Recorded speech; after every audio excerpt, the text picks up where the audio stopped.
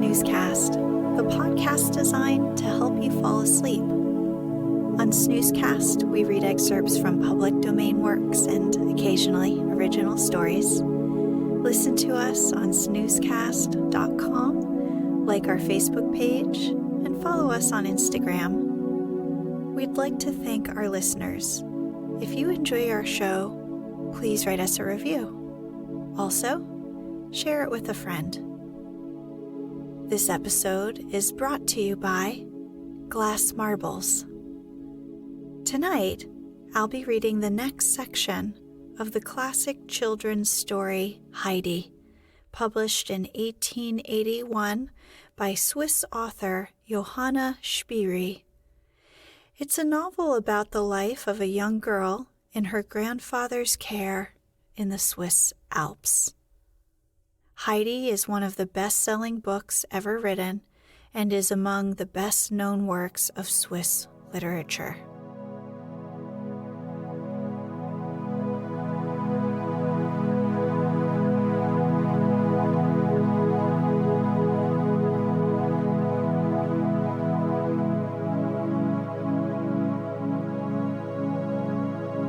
Let's get cozy. Close your eyes. Relax your body into the softness of your bed. Now, take a few deep breaths. Dete, Peter, and Heidi climbed up the mountain towards uncle's or grandfather's house. After a climb of more than 3/4 of an hour, they reached the top of the Alm Mountain. Uncle's hut stood on a projection of the rock, exposed indeed to the winds, but where every ray of sun could rest upon it, and a full view could be had of the valley beneath. Behind the hut stood 3 old fir trees with long, thick, unlopped branches. Beyond these rose a further wall of mountain, the lower heights still overgrown with beautiful grass and plants. Against the hut, on the side looking towards the valley, Uncle had put up a seat. Here he was sitting, his pipe in his mouth and his hands on his knees, quietly looking out, when the children, the goats, and Dete suddenly clambered into view. Heidi was at the top first. She went straight up to the old man, put out her hand, and said, "Good evening, grandfather." So, what is the meaning of this?" he asked gruffly, as he gave the child an abrupt shake of the hand and gazed at her from under his bushy eyebrows. Heidi stared steadily back at him in return with unflinching gaze. Meanwhile, Dete had come up with Peter after her. "I wish you good day, Uncle," said Dete as she walked towards him. "And I have brought you Tobias and Adelaide's child. You will hardly recognize her, as you have never seen her since she was a year old." "And what has the child to do with me up here?" asked the old man curtly. "You there," he then called out to Peter. "Be off with your goats. You are none too early as it is, and take mine with you." Peter obeyed on the instant and quickly disappeared. "The child is here to remain with you," Dete made answer. "I have done my duty for her for these 4 years, and now it is time for you to do yours." "That's it, isn't it?" said the old man as he looked at her with a flash in his eye. And when the child begins to fret and whine after you, what am I to do with her then?" "That's your affair," retorted Dete. "If you cannot arrange to keep her, do with her as you like. You will be answerable for the result if harm happens to her, though you have hardly need to add to the burden already on your conscience." Now Dete was not quite easy in her own conscience about what she was doing, and consequently was feeling hot and irritable, and said more than she had intended. As she uttered her last words, Uncle rose from his seat. He looked at her in a way that made her draw back a step or two. Then, flinging out his arm, he said to her in a commanding voice, "Be off with you this instant, and get back as quickly as you can to the place whence you came, and do not let me see your face again in a hurry." Dete did not wait to be told twice. "Goodbye to you, then, and to you too, Heidi," she called, and as she turned quickly away and started to descend the mountain at a running pace, which she did not slacken till she found herself safely again in Dorfli. Chapter 2. A New Home with Grandfather.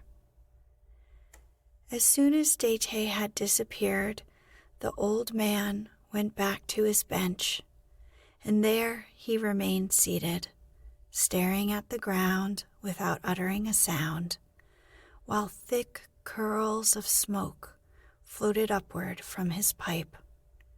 Heidi, meanwhile, was enjoying herself in her new surroundings. She looked about till she found a shed built against the hut where the goats were kept. She peeped in and saw it was empty. She continued her search, but presently came back to where her grandfather was sitting. Seeing that he was in exactly the same position as when she left him, she went and placed herself in front of the old man and said, "I want to see what you have inside the house." "Come then." And the grandfather rose and went before her towards the hut. "Bring your bundle of clothes in with you," he bid her as she was following. "I shan't want them any more," was her prompt answer. The old man turned and looked searchingly at the child, whose dark eyes were sparkling in delighted anticipation of what she was going to see inside. "She's certainly not wanting in intelligence," he murmured to himself. "And why shall you not want them any more?" he asked aloud. "Because I want to go about like the goats with their thin, light legs." "Well, you can do so if you like," said her grandfather. "But bring the things in. We must put them in the cupboard." Heidi did as she was told. The old man now opened the door, and Heidi stepped inside after him. She found herself in a good-sized room, which covered the whole ground floor of the hut. A table and a chair were the only furniture. In one corner stood the grandfather's bed. In another was the hearth with a large kettle hanging above it. And on the further side was a large door in the wall. This was the cupboard. The grandfather opened it. Inside were his clothes. On a second shelf were some plates and cups and glasses, and on a higher one still a round loaf, smoked meat, and cheese, for everything that Alm Uncle needed for his food and clothing was kept in this cupboard. Heidi thrust in her bundle of clothes as far back behind her grandfather's things as possible, so that they might not be easily found again. She then looked carefully round the room and asked, "Where am I to sleep, grandfather?" "Wherever you like," he answered. Heidi was delighted and began at once to examine all the nooks and corners to find out where it would be pleasantest to sleep. In the corner near her grandfather's bed, she saw a short ladder against the wall. Up she climbed and found herself in the hayloft. There lay a large heap of fresh, sweet-smelling hay, while through a round window in the wall she could see right down the valley. "I shall sleep up here, grandfather," she called down to him. "It's lovely up here. Come up and see how lovely it is." "Oh, I know all about it," he called up in answer. "I'm getting the bed ready now," she called down again as she went busily to and fro at her work. "But I shall want you to bring me up a sheet. You can't have a bed without a sheet. You want it to lie upon." "All right," said the grandfather, and presently he went to the cupboard, and after rummaging about inside for a few minutes, he drew out a long, coarse piece of stuff, which was all he had to do duty for a sheet. He carried it up to the loft, where he found Heidi had already made quite a nice bed. She had put an extra heap of hay at one end for a pillow, and had so arranged it that, when in bed, she would be able to see comfortably out through the round window. "That is the capital," said her grandfather. "Now we must put on the sheet." They spread it over the bed, and where it was too long or too broad, Heidi quickly tucked it in under the hay. It looked as tidy and comfortable a bed as you could wish for, and Heidi stood gazing thoughtfully at her handiwork. "We've forgotten something now, grandfather," she said after a short silence. "What's that?" he asked. "A coverlid. When you get into bed, you have to creep in between the sheet and the coverlid." "Oh, that's the way, is it? But suppose I have not got a coverlid," said the old man. "Well, never mind, grandfather," said Heidi in a consoling tone of voice. "I can take some more hay to put over me." And she was turning quickly to fetch another armful from the heap when her grandfather stopped her. "Wait a moment," he said, and he climbed down the ladder again and went towards his bed. He returned to the loft with a large, thick sack made of flax, which he laid tidily over the bed. "That is a splendid coverlid," said Heidi, "and the bed looks lovely altogether. I wish it was night so that I might get inside it at once."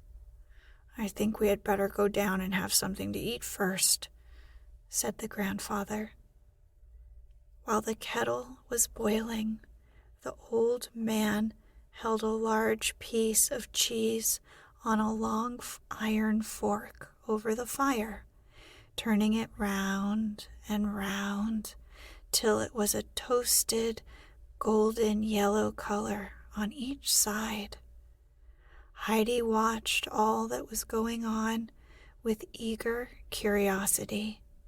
Suddenly, some new idea seemed to come into her head, for she turned and ran to the cupboard, and then began going busily backwards and forwards. Presently the grandfather got up and came to the table with a jug and the cheese, and there he saw it already tidily laid with the round loaf and 2 plates and 2 knives, each in its right place. "Ah, that's right," said the grandfather. I'm glad to see that you have some ideas of your own." And as he spoke, he laid the toasted cheese on a layer of bread. "But there is still something missing." Heidi looked at the jug that was steaming away invitingly and ran quickly back to the cupboard. At first, she could only see a small bowl left on the shelf, but she was not long in perplexity, for a moment later she caught sight of 2 glasses further back, and without an instant's loss of time, she returned with these and the bowl and put them down on the table. "Good. I see you know how to set about things. But what will you do for a seat?" The grandfather himself was sitting on the only chair in the room. Heidi flew to the hearth, and dragging the 3-legged stool up to the table, sat herself down upon it. The grandfather filled the bowl with milk and pushed it in front of Heidi. Then he brought her a large slice of bread and a piece of the golden cheese and told her to eat. Heidi lifted the bowl with both hands and drank without pause till it was empty, for the thirst of all her long, hot journey had returned upon her. Then she drew a deep breath. In the eagerness of her thirst, she had not stopped to breathe, and put down the bowl. "Was the milk nice?" he asked. "I never drank any so good before," answered Heidi. "Then you must have some more." And the old man filled her bowl again to the brim and set it before the child, who was now hungrily beginning her bread, having first spread it with the cheese, which after being toasted was soft as butter. The meal being over, the grandfather went outside to put the goat shed in order, and Heidi watched with interest while he first swept it out and then put fresh straw for the goats to sleep upon.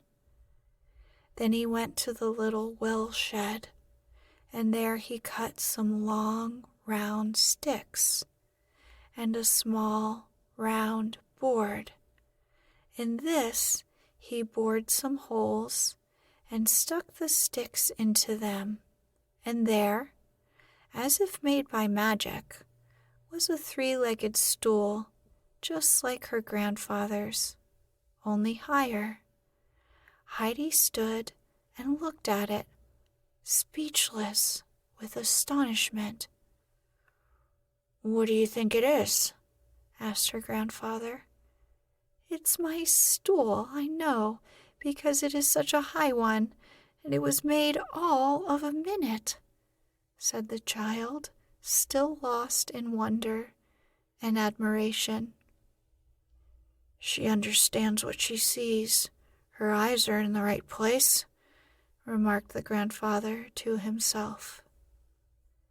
And so the time passed happily until evening. Then the wind began to roar louder than ever through the old fir trees. Heidi listened with delight to the sound, and it filled her heart so full of gladness that she skipped and danced round the old trees as if some unheard of joy had come to her. The grandfather stood and watched her from the shed. Suddenly, a shrill whistle was heard. Down from the heights above, the goats came springing, one after another, with Peter in their midst. Heidi sprang forward with a cry of joy and rushed among the flock, greeting first one and then another of her old friends of the morning. As they neared the hut, the goats stood still, and then two of their number, two beautiful slender animals, one white and one brown, ran forward to where the grandfather was standing and began licking his hands, for he was holding a little salt, which he always had ready for his goats on their return home. Peter went on down the mountain with the remainder of his flock. Heidi tenderly stroked the two goats in turn, jumping about in her glee at the pretty little animals. "Are they ours, grandfather? Are they both ours? Are you going to put them out in the shed? Will they always stay with us?" Heidi's questions came tumbling out, one after the other, so that her father had only time to answer each of them with, "Yes, yes." When the goats had finished licking up the salt, her grandfather told her to go and fetch her bowl and the bread. Heidi obeyed and was soon back again. The grandfather milked the white goat and filled her basin, and then breaking off a piece of bread, "Now eat your supper," he said, "and then go up to bed. Dete left another little bundle for you, with a nightgown and other small things in it, which you will find at the bottom of the cupboard if you want them. I must go and shut up the goats, so be off and sleep well." "Good night, grandfather. Good night. What are their names, grandfather? What are their names?" she called out as she ran after his retreating figure and the goats. "The white one is named Little Swan, and the brown one, Little Bear." "Good night, Little Swan. Good night, Little Bear," she called again at the top of her voice. Then she ate her supper and went indoors and climbed up to her bed, where she was soon lying as sweetly and soundly asleep as any young princess on her couch of silk. Chapter 3. Little Bear and Little Swan. Heidi felt very happy next morning as she woke up in her new home and remembered all the many things that she had seen the day before and which she would see again that day.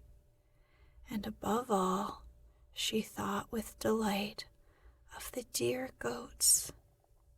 She jumped quickly out of the bed, and a very few minutes sufficed her to put on the clothes which she had taken off the night before, for there were not many of them. Then she climbed down the ladder and ran outside the hut.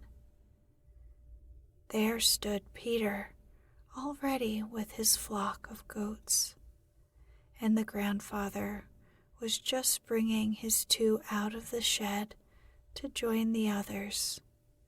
Heidi ran forward to wish good morning to him and the goats. "Do you want to go with them on the mountain?" asked her grandfather. Nothing could have pleased Heidi better, and she jumped for joy in answer. The grandfather went inside the hut, calling to Peter to follow him and bring in his wallet. Peter obeyed with astonishment and laid down the little bag which held his meager dinner. "Open it," said the old man, and he put in a large piece of bread and an equally large piece of cheese, which made Peter open his eyes, for each was twice the size of the two proportions which he had had for his own dinner. There, now, there is only the little bowl to add, continued the grandfather, for the child cannot drink her milk as you do from the goat. She is not accustomed to that. You must milk 2 bowlfuls for her when she has her dinner, for she is going with you and will remain with you till you return this evening.